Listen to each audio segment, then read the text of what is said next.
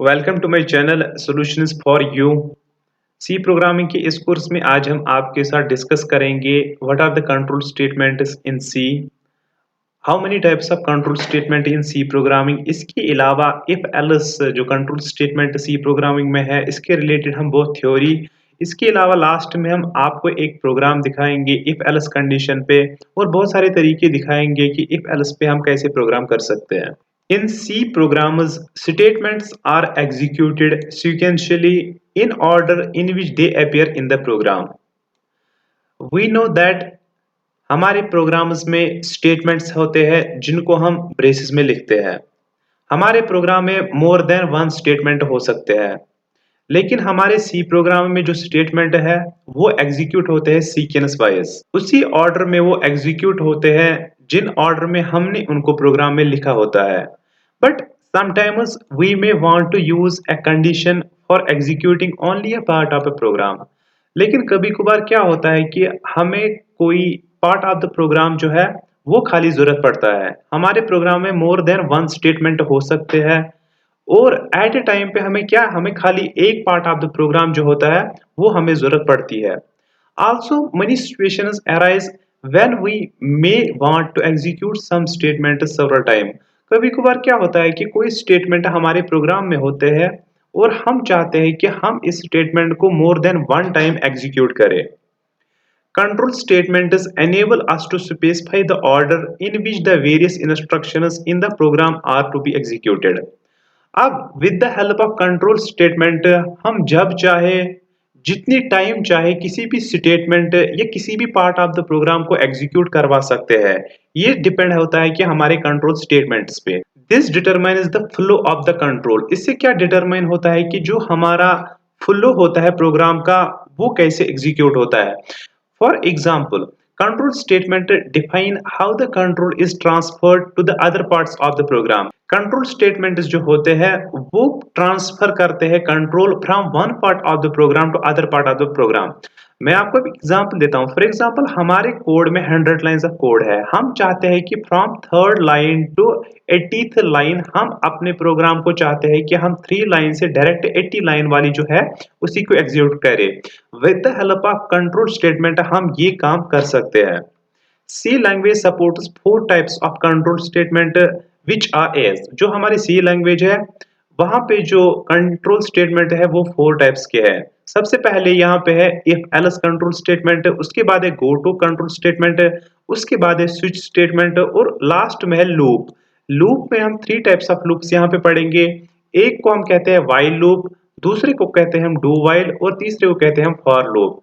ये जो यहाँ पे सारे स्टेटमेंट हैं इनको हम वन बाय वन करके पढ़ेंगे। इसके अलावा हम आपको हर एक कंट्रोल स्टेटमेंट पे प्रोग्राम भी दिखाएंगे लाइव, और एक प्रोग्राम को हम बहुत सारे तरीकों से लिख सकते हैं वो भी हम आपको दिखाएंगे। और इसके अलावा हम आपको ये भी बताएंगे कि कब आपको किस कंट्रोल स्टेटमेंट की जरूरत पड़ती है। सबसे पहले यहाँ पे जो हम डिस्कस करेंगे वो इफ एल्स स्टेटमेंट हम डिस्कस करेंगे।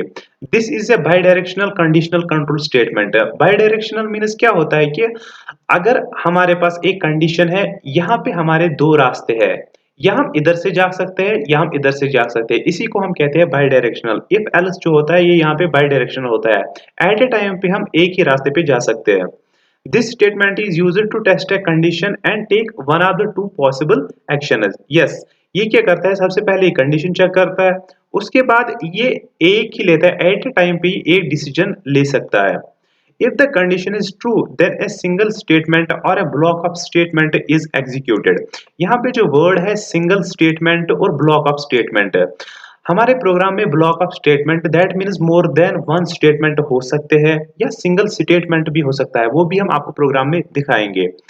दैट मीन्स क्या होता है कि इफ द अगर हमारी जो कंडीशन है वो ट्रू निकली, या उससे क्या होगा कि देन सिंगल स्टेटमेंट या ब्लॉक ऑफ स्टेटमेंट जो है वो एग्जीक्यूट होगा। अदरवाइज क्या होगा कि जो अनदर सिंगल स्टेटमेंट या लिखा होगा हमने या ब्लॉक ऑफ स्टेटमेंट लिखे होंगे या वो एग्जीक्यूट होगा। In C any non zero value is regarded as true. C में कोई भी नॉन जीरो वैल्यू जो भी होता है उसको हम ट्रू कहते हैं और जो जीरो वैल्यू होते हैं उसको हम फॉल्स करते हैं। फॉर एग्जांपल अगर हमारे पास कंडीशन 0 निकली, दैट मीन्स क्या होता है कि that means false. More than 0 जैसे कि 1 है, 2 है, 3 है, अप टू जो भी हो मोर देन 0 या हम ये सब कहते हैं रिगार्डलेस 0 जो भी वैल्यू हो वो यहाँ पे कंडीशन जो होती है वो ट्रू होती है। यहाँ पे हमने सी प्लस इफ एल्स की जो यहाँ पे स्टेटमेंट है वो दिखाई। सबसे पहले हमने कहा था कि सिंगल स्टेटमेंट है वो यहाँ पे ये वाली कंडीशन है। इफ कंडीशन अगर हमारे पास कोई कंडीशन है, कंडीशन ट्रू है, उसके बाद ये जो स्टेटमेंट है ये यहाँ पे जो है एग्जीक्यूट हो सकता है। या दूसरा सिंटैक्स यहाँ पे इफ कंडीशन है उसके बाद ये जो यहाँ पे ब्रेसेस में डाले ये इसलिए डाले हैं क्योंकि हमारे पास ब्लॉक ऑफ स्टेटमेंट हो सकते हैं। उसके बाद सेकंड स्टेटमेंट यहाँ पे यही सिंपल यहाँ पे है अगर हमारे पास सिर्फ इफ कंडीशन हो। अब कंडीशन हमारे पास क्या होती है कि कभी कभार दो कंडीशन दी गई होती है।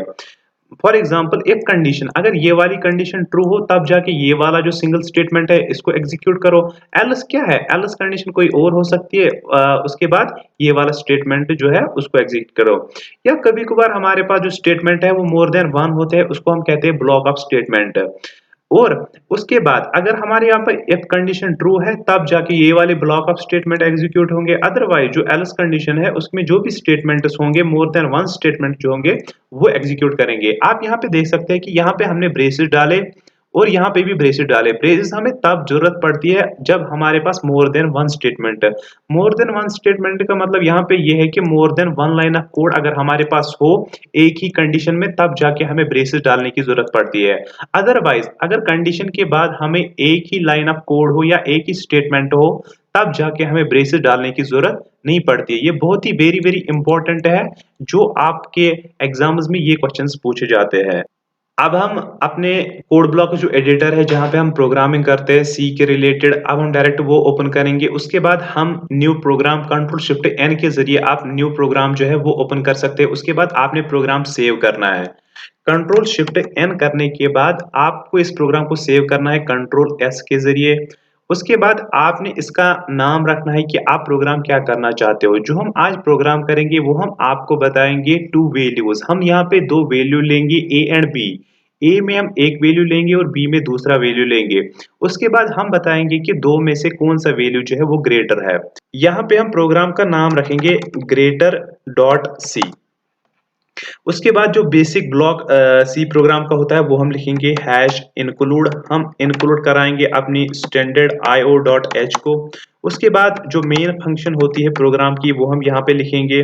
उसके बाद हम ब्रेसेस डालेंगे। ब्रेसेस हमने इसलिए लिखा क्योंकि हमें एट ए टाइम पे यहाँ पे मोर देन वन स्टेटमेंट लिखना पड़ता है, इसीलिए हम यहाँ पे ब्रेसेस यूज करते हैं। ये हुआ हमारा बेसिक ब्लॉक। उसके बाद हमने यहाँ पे जो मेन कोड है वो यहाँ पे लिखना है। सबसे पहले हम सिंपल मेथड करेंगे। हम क्या है कि हम ए वैल्यू में यहाँ पे डिक्लेयर प्लस इनिशियलाइज करवाएंगे एक वैल्यू को 10। उसके बाद बी हम और एक वेरिएबल लेंगे उसमें हम वैल्यू डालेंगे 2। दो वेरिएबल्स को डिक्लेयर और इनिशियलाइज करने के बाद हमने यहाँ पे जो सिंटेक्स इफ एल्स का है वो लिखना है। इफ एल्स का जो सिंटेक्स होता है सबसे पहले इफ होती है, उसके बाद कंडीशन होती है, उसके बाद नेक्स्ट में क्या होता है कि एल्स। दैट मीन्स क्या होता है कि इफ अगर जो कंडीशन है वो ट्रू हो तब जाके ये वाला जो स्टेटमेंट है वो यहाँ पे जो एग्जीक्यूट हो स्टेटमेंट्स। उसके बाद अगर इफ जो कंडीशन है वो ट्रू यहाँ पे नहीं निकली, वो फॉल्स निकली, तब जाके जो फ्लो प्रोग्राम का होता है वो एल्स पार्ट में जाता है और जो भी एल्स पार्ट में स्टेटमेंट्स होते हैं वही वाले एग्जीक्यूट होते हैं। अब यहाँ पे प्रोग्राम जो लेंगे वो हम लेंगे ग्रेटर ए है कि बी। यहाँ पे हम लेंगे ए इज ग्रेटर देन बी। अगर ए ग्रेटर देन बी है, अगर ये कंडीशन ट्रू है तब जाके क्या है कि प्रिंट करवाओ, मैसेज एक प्रिंट कराओ। With the help of printf function हम मैसेज प्रिंट करवा सकते हैं ए इज ग्रेटर। हमने यही मैसेज प्रिंट करवानी है कि ए ग्रेटर है। अब अगर ए ग्रेटर नहीं है तब जाके क्या है कि एल्स पार्ट में जो मैसेज हम प्रिंट करवाएंगे वही प्रिंट होनी चाहिए। एल्स पार्ट में हम लिखेंगे बी जो है बी इज ग्रेटर।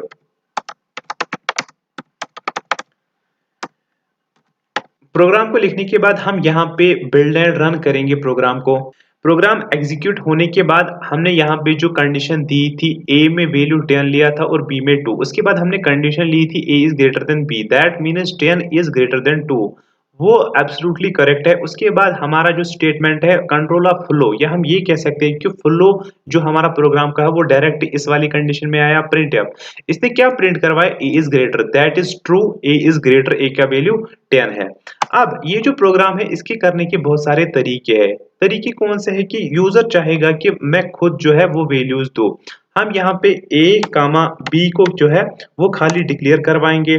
उसके बाद हम with the help of printf function एक मैसेज प्रिंट करवाएँगे, एंटर वैल्यू किसका? Of A। उसके बाद जब user with the help of keyboard value enter करेगा, उसके बाद with the help of scanf function क्या होगा कि वो जो वैल्यू है वो A में स्टोर होगा। परसेंटाइल D जब भी हमें इंटीजर वैल्यू को जब भी हमें स्टोर करवाना होता है तब जाके हम परसेंटाइल D लेते हैं। उसके बाद कामा करके एड्रेस ऑफ किसका? जो हमने वेरिएबल A लिया है उसी में स्टोर करो किस वैल्यू को? जो हमने वैल्यू ऑफ A प्रिंट किया। इसी तरह हम और जो वैल्यू ऑफ B है यहाँ पे हम कॉपी पेस्ट करके यहाँ पे लिखेंगे एंटर वैल्यू ऑफ बी। उसके बाद और एक मैसेज जाएगी यूजर को बी का जो वैल्यू है वो आप एंटर करो। उसके बाद यहाँ पे स्कैन करके बी का जो वैल्यू है वो बी में हो जाएगा। ये होता है और एक तरीका। और एक तरीके में हमने ये देखा है कि जब यूजर जो है वो खुद से वैल्यू लेगा उसके बाद हम इसको बिल्ड एंड रन करेंगे। प्रोग्राम सक्सेसफुली एग्जीक्यूट होने के बाद आपको एक ऐसी मैसेज आएगी एंटर द वैल्यू ऑफ ए। आपने वैल्यू ऑफ ए का जो है वो यहाँ पे एंटर करना है। हम फॉर एग्जांपल यहाँ पे 2 करेंगे। उसके बाद आपने नेक्स्ट टाइम और एंटर करना है। ये जो वैल्यू ऑफ 2 है ये ए वेरिएबल में स्टोर होगा। उसके बाद आपको और एक मैसेज आएगी enter the value of B. अब आपने यहाँ पे जो बी का वैल्यू है वो लेना है। हम यहाँ पे लेंगे 12। उसके बाद आपने और एंटर करना है।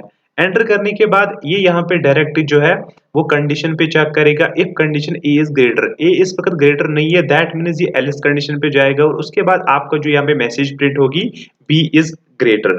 उसके बाद आपने press any key to continue करना है।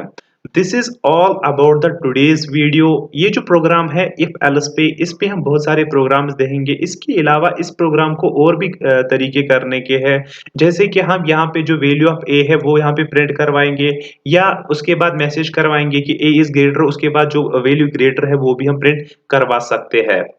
ड्यूरिंग वीडियो अगर आपको कोई भी प्रॉब्लम रहती है या प्रोग्राम समझने में कोई भी डिफिकल्टी आती है या कोई भी प्रॉब्लम आती है आप डायरेक्ट हमें कमेंट बॉक्स में पूछ सकते हो। थैंक्स।